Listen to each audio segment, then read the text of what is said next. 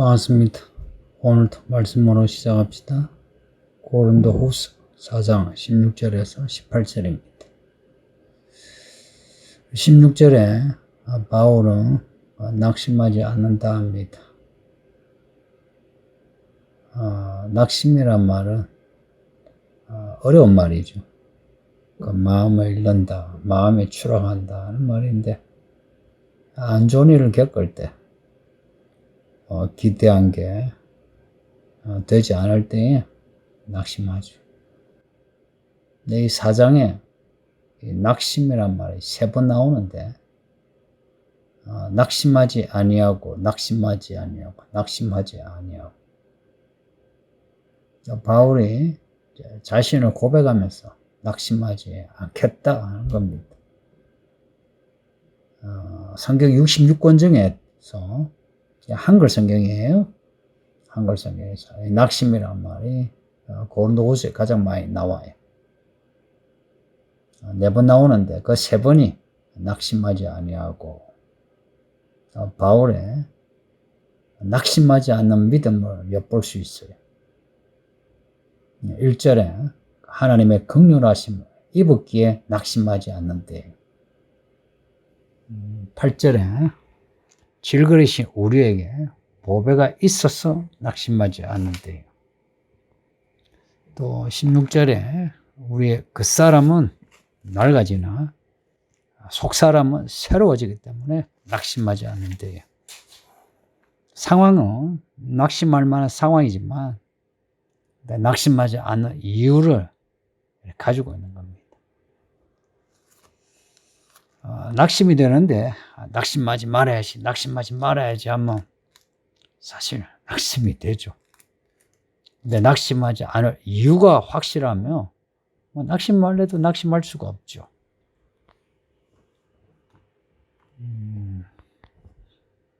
오늘 본문에서 낙심하지 않는 이유, 그 사람은 낡아지나 속 사람은 새로워지기 때문이랍니다. 이 표현도 바울의 특별한 표현이죠. 그 사람과 속 사람, 이렇게 우리를 그 사람과 속 사람으로 이렇게 분류해서 대비시켜 놓은 겁니다. 그 사람은 낡아지는 거예요. 낡아진다는 것은 몸이 낡아지는, 몸이 약해지는, 나이 들면은 그렇게 되죠. 고생을 해서 또 그렇게 되고. 둘째는 자아가 약해지는 거 있죠. 자아가, 자기 고집, 자기 신념, 자기 주관이 이것이 약해지는 거예요. 그래서 고집도 덜 부리게 되고 욕구와 욕망도 죽일 줄 아는 겁니다. 혹은 욕구와 욕망을 포기할 줄도 아는 겁니다. 반면에 새 사람은, 이 속 사람은 우리 안에 있는 새롭게 된 우리 마음, 우리의 새로운 인격을 말합니다. 새로워진. 첫째는 새로운 자아가 형성된 거 있죠. 근데 이 자아가, 예전의 자아는 원래 타고난 혹은 자라면서 형성된 자아인데, 새로워진 자아는 예수님을 믿음으로 예수님을 닮은 자아입니다. 예수님을 닮아가는 자아예요. 6절에, 앞에 6절요. 앞에 보면 예수 그리스도 얼굴에 있는 하나님의 영광을 아는 빛을 우리 마음에 비추셨느니라. 우리 마음에 비추신 그 빛으로 마음의 어둠과 혼란과 공허가 사라지고 환해진다는 겁니다. 예수 그리스도를 아는 마음이 우리를 환하게 해요. 교회 일꾼은 마음이 환한 사람이 해야 교회가 환해지겠죠. 마음이 환한 사람이라 예수 그리스도를 아는 빛을 가진 사람이에요. 예수 그리스도를 아는 사람이에요. 이거는 종교생하고 다르죠. 혹은 자기 양심이 밝은 거하고 다르죠. 예수님을 믿음으로 아는 지식입니다. 이런 사람이라야 어딜 가서도 환해지고 세상에 빛이 되죠. 둘째는 속사람이 새로워진다 하는 것의 둘째 의미는 마음이 새로워짐으로 마음과 함께 몸까지도 쳐서 복종하여 예수를 위하여 예수를 향하여 순종하는 겁니다. 예수님을 향하여 예수님을 위하여 같은 의미예요. 그 방향을 말하죠. 제가 자주 말씀드리는 거, 믿음의 방향이 같아야 된다는 거. 사실 우리 몸에 정욕, 욕구, 욕망 이거 완전히 없을 수는 없거든요. 살면서 몸이 살아있는 동안 완전히 없을 수는 없는데 제어할 수는 있죠. 배고프다 해서 아무거나 다 먹나, 가난하다 해서 아무 돈이나 다 취하나, 아니면 돈이 많다고 해서 내 하고 싶은 대로 다 하는, 이거는 우리가 제어할 수 있단 말이에요. 그렇게 하고자 하는 그런 마음은 뿌리부터 없을 수는 없어요. 근데 제어할 수는 있다. 이 제어하는 그 마음이 속사람, 새로워진 속사람이에요. 이렇게 보면 속사람과 그 사람은 치킨 게임 하는 것 같지 않습니까? 속사람이 강할수록 그 사람은 약해져요. 그 사람이 약할수록 그 사람이 약할수록 속사람은 강해져요. 그래서 속사람이 새로워지면 새로워질수록 그 사람은 약해져요. 바울은 기꺼이 속사람에 주목한 겁니다. 그래서 속사람이 강해진다면 자신의 그 사람이 약해지는 거, 이 몸덩어리가 고생하는 거, 고난을 겪는 거 감수하겠다는 겁니다. 바울이 왜 이렇게 속사람에 집착하나? 이유는 예수님 때문입니다. 우리의 이 질그릇 같은 우리 안에 보배이시 예수님이 들어오셨잖아요. 그 예수님이 십자가에 못 박혀 죽으셨는데 날 위해 죽으셨어요. 그 예수님이 하나님의 아들이세요. 창조주 하나님이시고 심판주 하나님이세요. 그 예수님이 날 위해 죽으셨는데 바울은 기꺼이 예수님을 따라가겠다는 겁니다.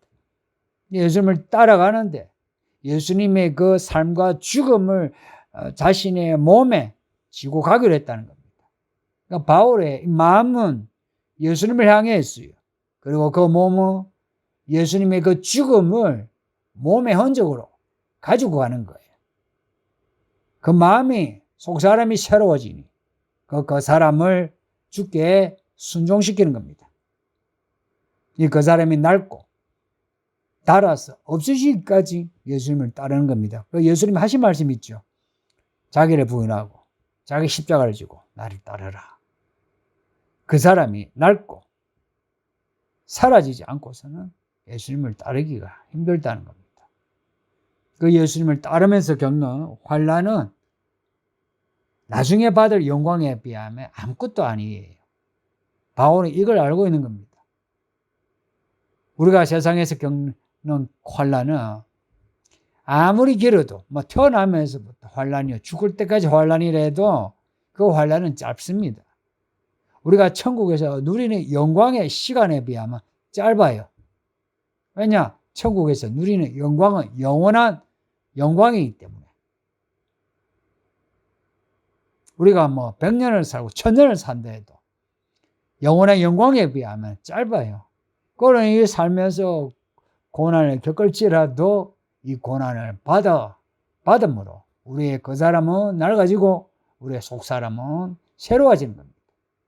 우리가 받을 영광은 지금 우리가 겪는 고통, 고난 다 상쇄하고도 남아요. 환난의 영광에 비하면 세 발의 피도 안 된다. 이 말을 기억하세요. 그래서 계산을 하셔야 합니다. 이 영원한 영광을 위해서 환난을 기꺼이 받는 결산을 하셔야 돼요. 결론을 내려야 돼요. 이런 계산을 할 수 있으려면 보는 게 달라져야 되죠. 그죠? 18절에 우리가 주목하는 것은 보이는 것이 아니요 보이지 않는 것이니. 바울이 주목하는 거, 보이지 않는 것을 주목하는 겁니다. 보이지 않는 것을 어떻게 봅니까? 믿음의 눈으로 보는 겁니다. 우리가 살면서 눈을 뜨고 보면 다 보이는 거 아닙니까? 견물생심이라고. 보면은 가지고 싶은 거예요. 욕구와 욕망이 그냥 일어나죠. 바울은 눈에 보이는 거 말고 보이지 않는 것을 보려고 했다는 겁니다. 그 믿음을 가져라 이야기예요. 그 믿음이 있는 사람이라야 지극히 크고 영원한 영광에 중한 것을 보게 되는 겁니다. 또 우리가 당하는 환난은 질거릇과 같은 것이고 우리가 받을 영광은 보배와 같은 것이라고 평가하는 겁니다. 내가 받을 영광은 내가 지금 겪는 환난하고 비교하면 이거는 정말 감지덕지 하나님의 선물이지 이런 마음을 가져야 하는 겁니다.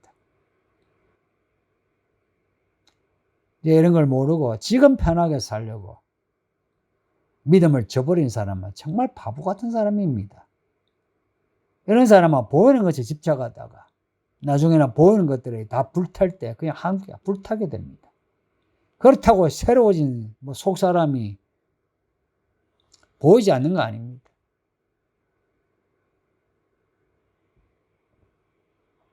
속사람이 속에 있으니까 안 보이는 것 같죠. 속사람이 변화되면 말이 달라지죠. 행동이 달라지죠. 그래서 달라집니다. 속사람이 달라지면 그 사람도 달라져요. 그 사람도 달라진다고. 겉의 모습도 달라진다고. 삶에 대한 태도가, 고난에 대한 태도가 달라져요. 이 마음의 빛을 받았으니 무슨 일을 겪어도 환해요. 안 좋은 일을 겪는 데에서 우울하지 않고 안 좋은 일을 겪어도 잠시 놀라기도 하겠죠. 우울할 수도 있죠. 그런데 짧은 시간에 놀라고 어둡고 우울해도 금방 환해져요. 하나님을 신뢰하는 겁니다. 그리고 말씀을 의지하는 겁니다. 그리고 엎드려 기도하는 거예요. 그리고 말씀을 소망으로 삼고 기다리는 겁니다. 지금 여러분은 어때요? 마음에 이 보배를 가졌는지, 예수 그리스도를 아는 지식을 가졌는지, 혹은 예수님을 마음에 가졌는지, 그 예수님을 확신하고 있는지요. 만약 이런 빛이 없다면 그 빛을 가져야 합니다. 지금 당장 내가 회개하고 엎드려 하나님 도와주세요. 날 구원해 주세요. 한다면은 천지를 창조하신 그 창조주 하나님이 우리에게 빛이 있어라 하셔 우리 마음에 빛을 주십니다. 진짜 희한하게 예수를 믿는 믿음이 생겨요. 성도님들, 이 설교를 듣는 여러분은 다 교회 다니잖아요. 교회를 다니는 이유가 뭔가요? 우리 다 같은 이유 아닙니까? 교회 와서 사람들과 교제하려고, 선한 일 하려고 교회 왔습니까?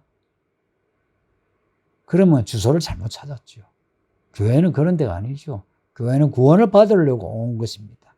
구원받고서 구원의 열매를 맺기 위한 겁니다. 혹 여러분 중에 아내가 혹은 남편이 교회를 다니기 때문에 나도 교회를 다녔다 해도 실은 구원이 목적입니다. 만약 여러분이 구원을 얻었으면 모든 것을 얻은 것이 되고요. 구원을 잃으면 모든 것을 잃어버린 것이 됩니다. 성도님, 부디 보이지 않는 것에 마음을 둘 수 있는 믿음을 가지세요. 이 믿음은 우리의 그 사람을 낡게 하고요. 속 사람을 새롭게 해서 어떠한 상황에서도 그 상황에 주눅 떨거나 패배하거나 하지 않고 이겨나가게 합니다. 그렇게 합시다. 세상이 갈수록 험해지고 또 특히나 코로나 이후에 경제난이 이제 심해질 건데 우리 성도들이 그냥 흔들려요. 이러한 때에 낙심하지 마시고 이 시간 이렇게 우리가 주신 기회의 시간에 더욱 우리 속 사람을 새롭게 합시다. 기도합니다. 아버지 하나님 감사합니다. 오늘도 이 말씀을 읽게 하시니 말씀대로 살게 하소서. 우리에게 주신 새 사람, 이 속사람을 더 새롭게 하여 정말 새 사람으로 이 세상에 소음과 빛이 되게 해 주소서. 그동안 잘못 산 것을 용서하시고 깨끗하게 하사 이후로는 보이지 아니하는 하나님의 그 나라를 살면서 하나님의 나라에 열매를 가지게 해 주소서. 오늘도 우리가 이기는 자가 되게 해 주실 것을 믿사오며 예수님 이름으로 기도합니다. 아멘. 예수님 평안하시고 믿음으로 사세요. 건강하세요.